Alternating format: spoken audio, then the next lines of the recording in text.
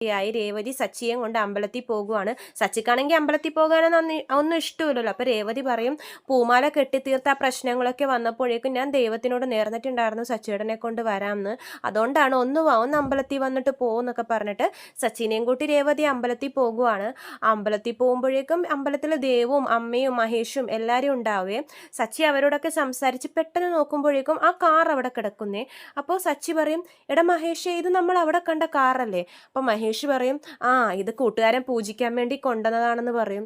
ഓ, അപ്പൊ സച്ചിയുടെ മുഖത്തൊരു സങ്കടമൊക്കെ വരും, കാരണം സച്ചിക്ക് ഇഷ്ടപ്പെട്ട കാറാണല്ലോ അത്. എന്നാലും സാരമില്ല, വാ രേവതി, നമുക്ക് പ്രാർത്ഥിച്ചിട്ട് വരാം എന്നൊക്കെ പറയും.